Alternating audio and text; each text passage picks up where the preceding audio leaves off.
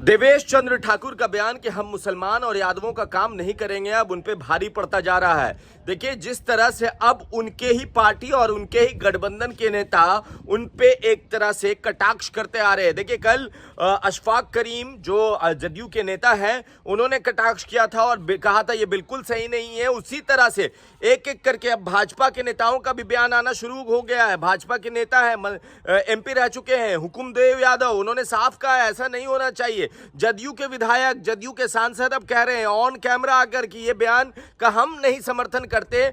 सबका साथ, सबका विकास और सबका विश्वास और सबका प्रयास के साथ हम लोग चलने वाले लोग हैं। दूसरी तरफ विजय चौधरी वो कहते हैं कि देखिए, जब नीतीश कुमार रोजगार देते हैं तो वो थोड़ी जात और पात को देखकर देते हैं, उसमें सभी जात के लोग होते हैं और सभी जात से मतलब मुसलमान, यादव सभी लोग होते हैं। अब देवेश चंद्र ठाकुर सीतामढ़ी के सांसद, उन पे ही उनका बयान अब भारी पड़ रहा है। देखिए, जिस तरह से उनका बयान आया और उसके बाद बवाल मचा और मीडिया ने इस बयान को दिखाया। अभी तक ही मीडिया का भी रोल होता था कि कोई ऐसी चीज आती थी तो वो उस पर ज्यादा चर्चा नहीं करती थी, मगर इस बार चर्चा होने लगा और जेडीयू के सांसद देवेश चंद्र ठाकुर ने कहा था कि देखिए, हम सीतामढ़ी से चुनाव लड़ रहे थे, उससे पहले हमने बहुत सारा काम मुसलमान यादव समाज के लिए किया, मगर क्या हुआ, जब चुनाव का टाइम आता है, वोटिंग करने का टाइम आता है, तो मुसलमान आरजेडी को वोट दे देता है और यादव आरजेडी को वोट दे देता है। एक आदमी जो मुसलमान समाज से थे वो हमारे घर पे आते हैं, उनको पहली बार आए थे, इसलिए ज्यादा कुछ मैंने कहा नहीं, मगर मैंने कहा कि आप चाय पीजिए और निकल लीजिए क्योंकि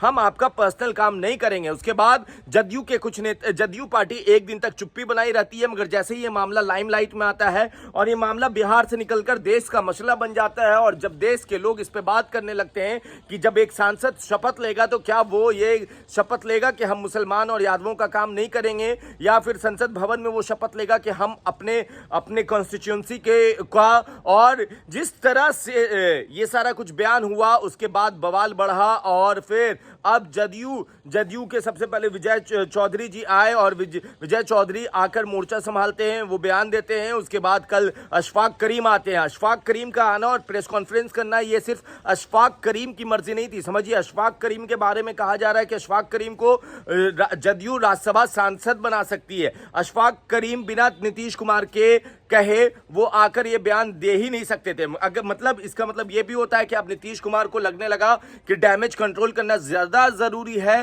कहीं अब जो मुसलमान वोटर है, आप सीमांचल का एरिया जाइए या कोसी और सीमांचल में 60-40 का रेशियो है। 60% वोट मुसलमान जहां राजद को करता है, 40% वोट मुसलमान जदयू को करता है। अभी का आंकड़ा ही देख लीजिए, अभी का आंकड़ा बताएगा कि मुसलमानों ने किधर वोट किया है।